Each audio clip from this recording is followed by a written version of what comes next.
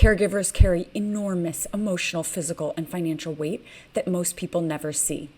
And yet, they're the ones holding families and communities together. Last week, I attended CareFest and was matched with an incredible care fellow, Juanita Langston. Care looks different for every family, but the through line is the same. No one should be expected to shoulder all of this alone. We're meant to live in community, not isolation, and caregivers are already showing us the blueprint of a more supportive future. I want to share a moment from our conversation. I hope you'll check it out. Hi, my name is Juanita Langston, and I'm at CareFest because I am a Care Fellow Alumni 2024. What is your personal connection to care? I have a son who is disabled, and I have been his caregiver for 13 years. What are the challenges that you face as a caregiver? The dream deferred, the life that I thought my son would have. Him getting married, having grandchildren. When I see where he is in life and how all his friends have graduated from college and are working, and he's not able to work, and a lot of times in this country, and not with all people who are disabled and unable to work, but we medicate them and we shelf them. And just seeing like his quality of life, and even though it's not all tears and anguish, because me and him, we do know how to have a good time together. But one of my big concerns, and it may be just my personality type, I'm always one that stands in the future. I wonder what's going to happen to him when I'm not here, and who's going to love him and take care of him like I would. Mm-hmm. And my capstone project for Caring Across Generation, I did it on a micro health district, like they have in Trieste, Italy, where peers, professionals, and guests, they don't call them patients, they call them guests, they all live in the same community. And they care from each other, and it's like a way to parent from the grave. So, and I know, it'll work out, but I always go, I got to stay healthy, because, I have to take care of him, because nobody's going to love him like me. And so that's one of my biggest concerns. If something happens to me, who's gonna do the labor with love? The labor will get done, but to give him that labor with gentleness and with love and with caring and things like that. So that's does that make sense? It does.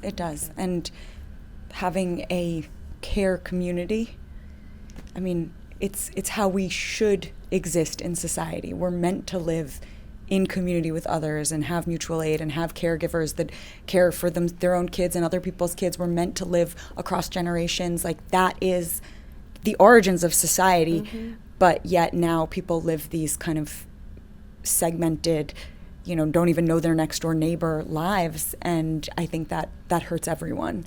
So that would be. In Trieste, Italy, and I hope I'm pronouncing that correctly. Somebody can, correct me if they want to. But the hospitals are like houses. And if a guest is in need of stabilization, they can walk there 24/7 and get the medication and everything that they need. They have communities for people with dementia. Stores they can just walk into. They don't need money, because they pay a certain fee. Everything is all inclusive, so they don't have to worry about things like that. And God willing, I would love to create a community like that, a micro health district for for people with certain illnesses that need different types of caring, if that makes sense. It does. That would be extraordinary. I mean, we should have that in this country, but unfortunately, so many of the policies in place are designed not to take care of the folks who need it the most. Instead, it's, very individualistic. How can I profit the most? The way in which you think that these things would actually, how can we take care of everyone? It's not the primary concern. Exactly. Profit over people is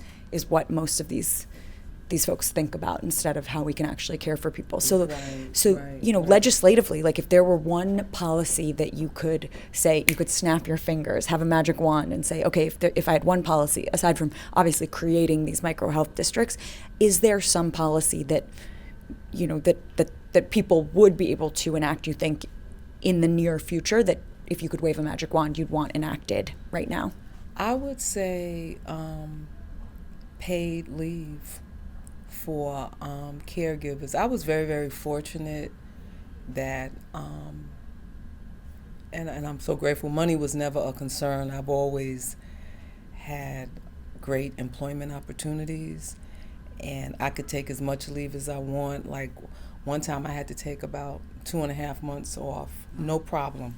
Wow. And everybody doesn't have that luxury, and I don't know how I would have given my son the care he needed if I didn't have that luxury of leave in my employment.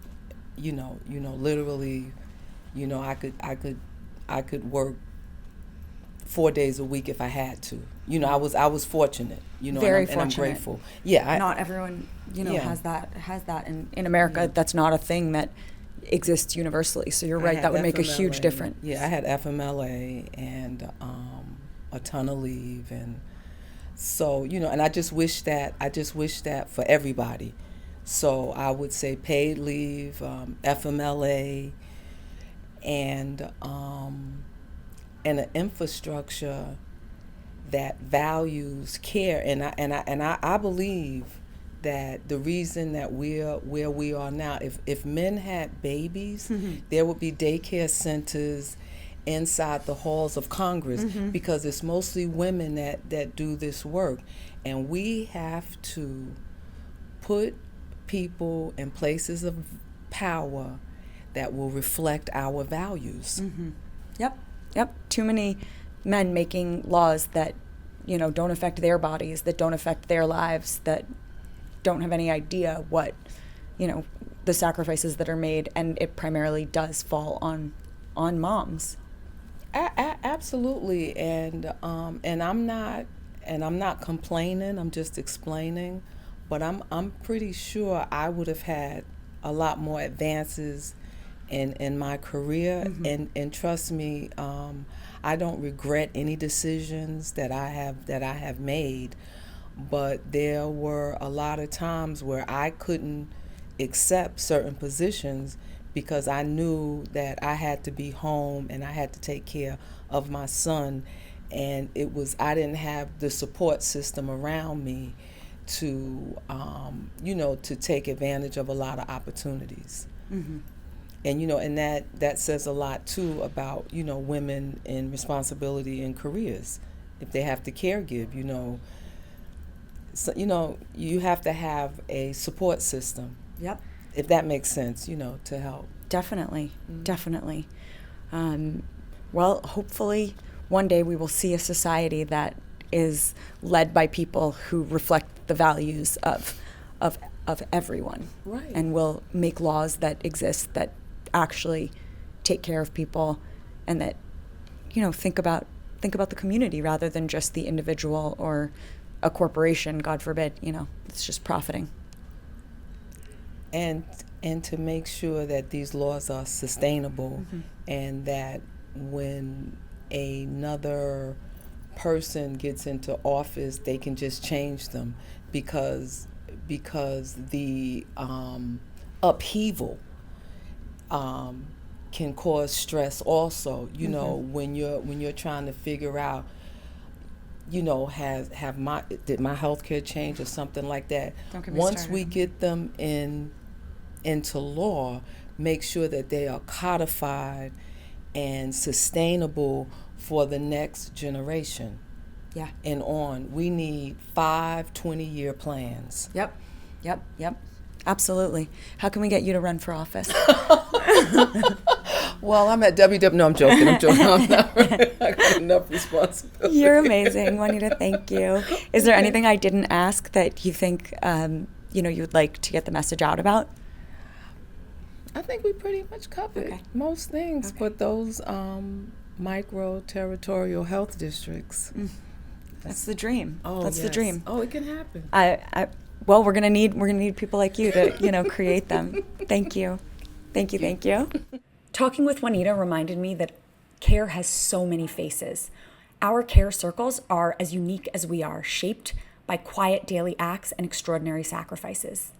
Every act of care is a seed, and what we plant today determines the future we're all going to live in. If this resonates with you, take one small action. Talk with someone in your life about care, share your own care story, or join the care community at Caring Across Generations. The future of care depends on what we build together. None of us are meant to do this alone. Follow me for more conversations that center people, dignity, and community, and thank you for being here.